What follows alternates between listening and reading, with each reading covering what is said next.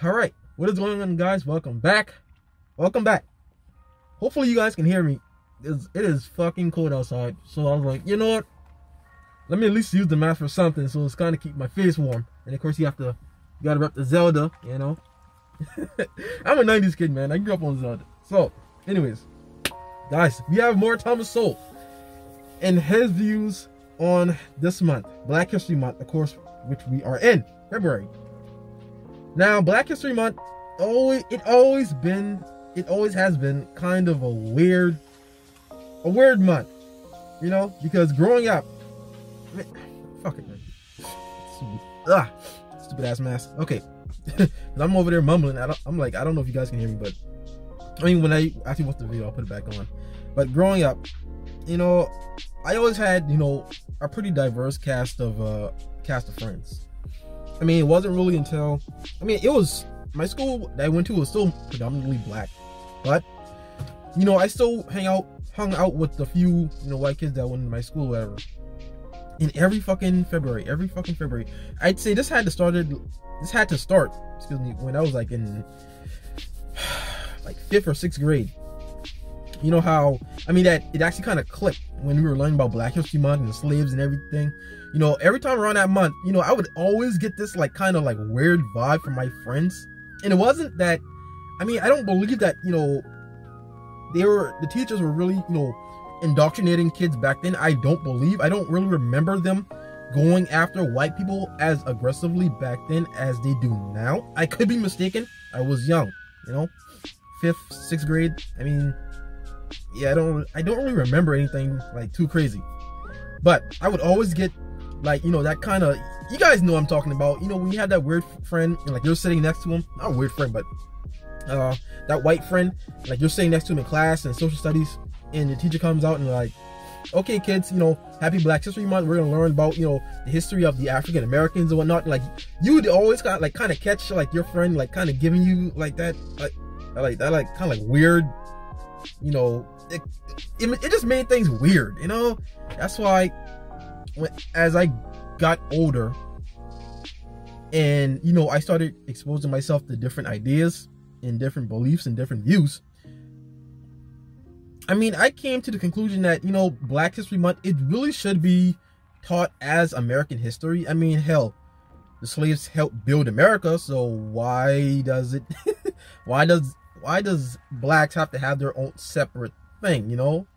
Again, they're calling for unity and peace and all that bullshit, but yet we still have this. Like, blacks weren't the only, I'm pretty sure blacks weren't the only slaves that were over here. There were whites, I'm pretty sure there was some, yeah, besides whites, I'm pretty sure there were some Irish, I'm pretty sure there were some Japanese, well, not Japanese, but some Chinese or whatever. They may be few and far between, but what I'm saying is every race has been a slave, and there have been, yeah, you could argue that, yeah, predominantly it was mostly black slaves that came over here,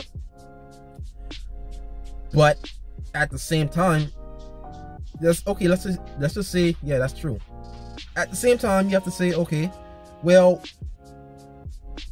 everything that happened back then and everything moving forward, you know, America has really tried to ramify and really try to combat that whole principle of, you know, blacks being less people, being lesser of a person, you know, being second class.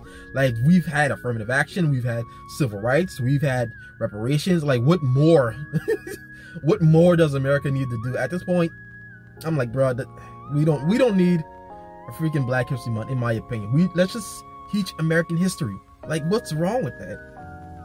You know, and again, even when we do have this Black History shit, it's always the same shit. Do y'all notice that? It's always Martin Luther King, Rosa Parks, Frederick Douglass, Harriet Tubman. Like, that's it. That's all you hear. Once in a while you'll hear some Malcolm X, but he's not really in that, you know, kind of camp. Frederick Douglass, I believe he was a conservative. I believe he was a Republican. So I'm surprised he's in there.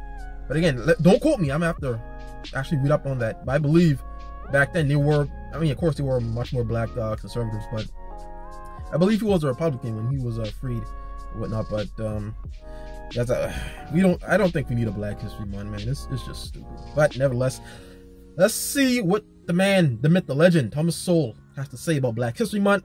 And of course, guys, if you guys want to cop some cool merch like this, head on over to firstwarrior.com. Use my discount code SOHIMANUSA for 10% off on every order. Get yourself a sweet hat. Get yourself some clothes. Get yourself some shirts. Get yourself, I think we got some joggers over there too, like some not joggers, but like sweatpants and such. Like we got a bunch of cool shit, man. If you guys also want to become an affiliate, it's real simple.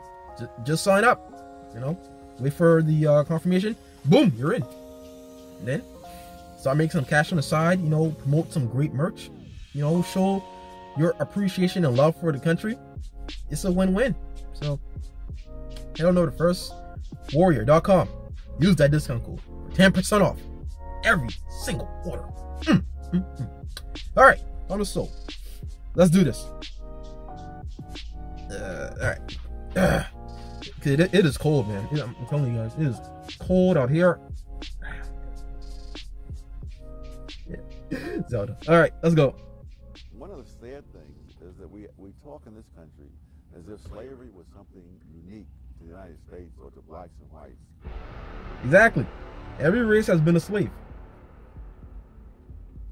You say 1619 is as important as 1776? Yes. Our decision to buy that first group of 20 to 30 Africans would influence almost everything that would follow after. I think it is foundational. It is as foundational to who we became as a country as our decision in 1776 to break off from the British. Recently, some school districts have decided that they'll be teaching a unit on early American history based on the New York Times 1619 project, which illustrates how the founding of this country is inextricably tied to the institution of slavery. One of the sad things is that we talk in this country as if slavery was something unique to the United States or to blacks and whites. And in point of fact, slavery was one of the oldest institutions among human beings. Yep. They go back as far as there is recorded history. Archaeological finds suggest that slavery existed before human beings could read and write. Damn. So, but a racial difference between the slaves and the enslavers, that is a relatively new phenomenon. You didn't have in ancient times the ability to go to another continent and move millions of people of a different race across the ocean. So you enslaved the people who were nearby. The Europeans enslaved Slavs for centuries before they brought the first black African to the Western Hemisphere. Okay, but so you're not suggesting, you do not wish to say anything other than that slavery as practiced in the United States was, it may have been recent, but you'd be willing to grant that it was particularly perverse and disheartening because race got mixed into it at that point, right? Race got mixed into it in the United States more than anywhere else for a very simple reason. The United States was founded, as the Declaration said, of independence, said all men are created equal. If that's true, then the only way you can justify slavery is to say that some men are less than men. Yep.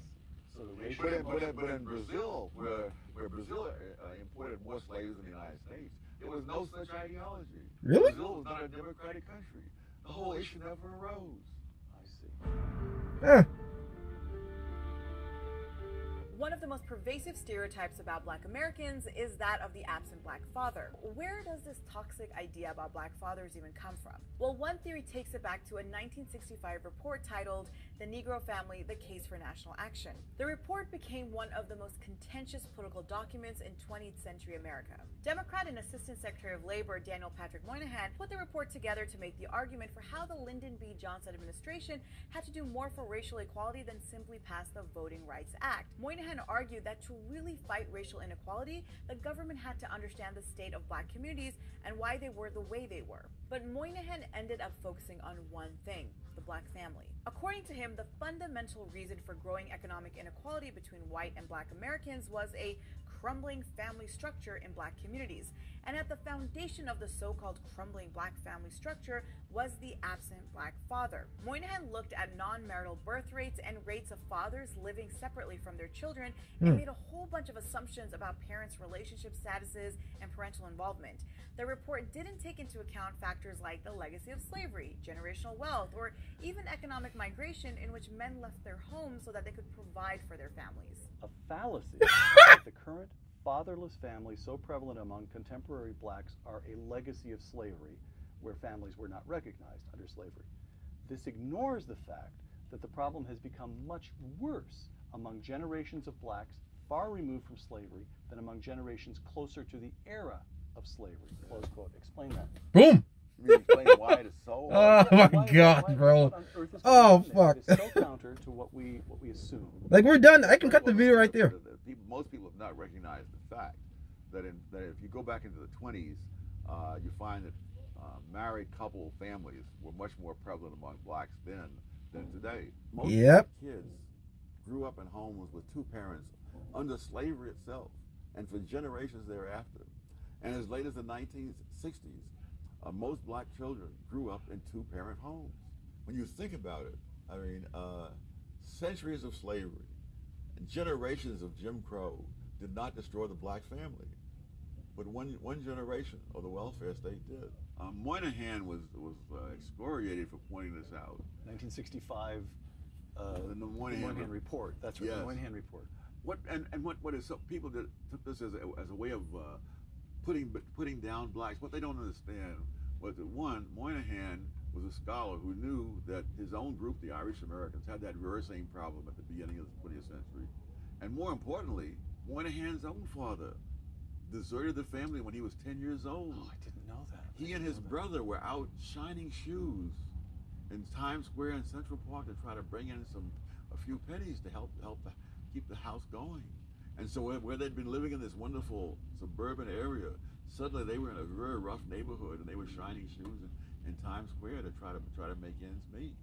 And so he understood that this was one heck of a problem that people should be warned about, and he was simply excoriated. Black Americans, a group often identified as beneficiaries of the welfare state in America, made considerable economic progress in the 20th century. Fine, of course, but much, if not most. This is the thing with you, the dependent clause is where the sting is. But much, if not most, of this progress was prior to the massive expansion of the American welfare state, close quote. That is so I want to say counterintuitive, because we hear so much about African American progress since civil rights and the establishment of the welfare state that it really has become a kind of American intuition. Explain yourself, Dr. Sowell. Well, as of 1940, 87% of black households were in poverty. Over the next 20 years, that declined to 47%. This is all prior to the civil rights laws, prior to the social welfare policies of the Johnson administration. Over the next 20 years, it fell an additional 18 points. But that was not, that was just the same trend continuing at a reduced rate. Affirmative action is even worse. Poverty rate was something like 30% among black households before affirmative action. And a decade after affirmative action, it was 29%. This is not the same as the 40% decline that occurred before there were any civil rights laws and before there was any social welfare state. Damn. Race and discrimination, you suggest, are not so closely linked that they move up and down together. First of all, distinguish the two, race and discrimination. Racism is an attitude inside people's heads. Right? Discrimination is an overt act taking place outside in the real world. Okay. Now, You know what a not thing. only with blacks, you find the same thing with Jews in previous centuries. That part of the United States where there was the most racism against blacks, namely the South, right, is where black construction workers were much more common than they were in the North, right on into the 20th century. And most people are unaware that in the South, blacks were the construction workers. I remember a professor at Howard University saying that when he was a boy in the South, his father pointed to some man in the street and said, he was the first white construction worker in this town. And so what was going on there? The racism did not. So whites could think of blacks as somehow or other separate, but they'd still employ them. Because, yes. Because the market made it profitable to do so. Yeah, in fact, yes.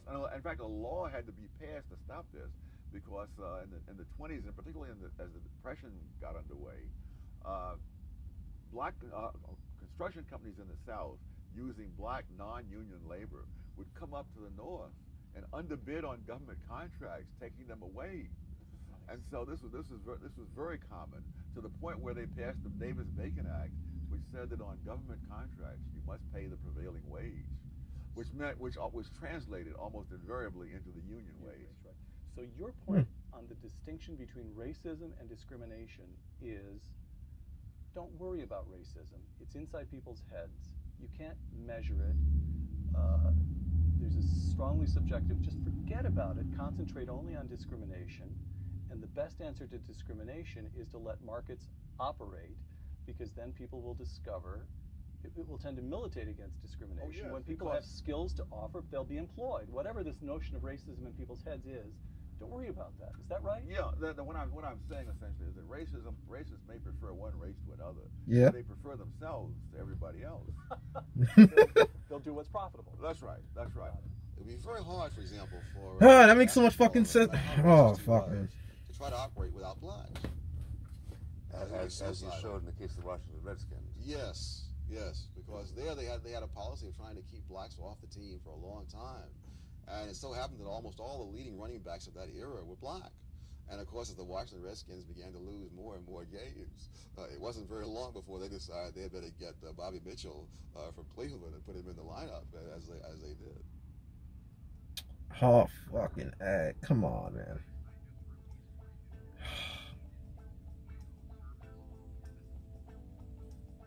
Wait, that's everything? Huh. Dang, that went by quick. Oh, 10 minutes? Really? Yep, 10 minutes. Okay. Wow, man. Thomas Sowell, man. Dude is a freaking genius. That makes so much sense. That's why you have to really leave the free market alone. That's why I don't that's why I don't get why so much people are so content with focusing on racism. I mean, really nowadays there's really hardly any cases of true actual racism. Like that's the thing about the left. Shit is so good, they have to make up things. Look at all these fucking fake ass hate crimes, man. But that's brilliant, man. Again, Thomas Sowell just knocking out the park again. Home run, man. Home run, I swear. Bro, I can't wait to get paid again so I can actually get like a few of his books and actually like really read up and study on this stuff, because wow, man. Like, again, man. All this, again, I'm 27, man, and I'm now learning about Thomas Sowell. And that's and also Walter E. Williams. And that's who we should really be learning from, you know. And if you guys want to have a fucking Black History Month, I mean, I say do away with the whole concept altogether. But nevertheless, I mean, yeah, I understand the importance of, you know, Martin Luther King, Rosa Parks, Harriet Tubman, Frederick Douglass. I mean, they've been so much. What's the word I'm looking for? There have been so much focus on them that no one else really has any kind of room to shine. Because notice how they always particularly focus on the civil rights movement and slavery. Like, you guys never really noticed that? I mean, I'm pretty sure there are a lot more.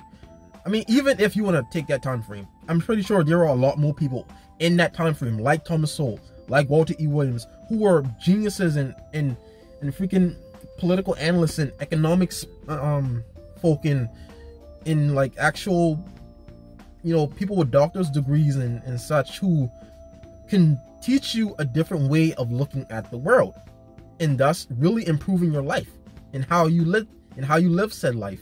But they're gonna keep hammering Martin Luther. And the funny thing is, these leftists are so crazy right now that they're not even following what Martin Luther King even preached, which is, it's so fucking crazy. The man said, and I quote, how'd it go again? you think I'd be able to remember it off the top of my head, you know, how much Steve hammered this shit in. But yeah, judge not one by the color of their skin, but by the content of their character. They're not even doing that anymore. They're going directly for the skin color. Like, they're automatically assuming that if you're white, you have white privilege. Yet, I know, I've seen, every time I go on downtown, I see like a bunch of, you know, white people who are holding up signs and who needs help and who are living on the streets. I see a bunch of them.